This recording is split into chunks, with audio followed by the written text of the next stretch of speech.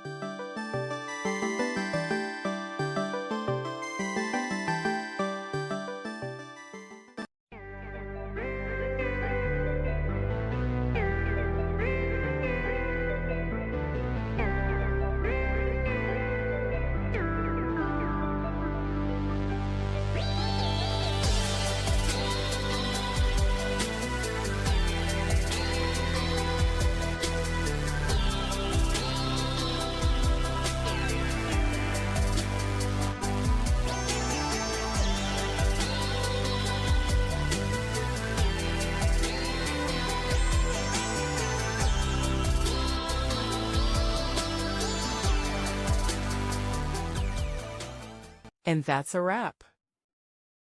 I hope you found the answer you were looking for. If you did, take a second to hit that subscribe button. It really helps out. And let me know in the comments which solution worked best for you. See you next time in the debug zone.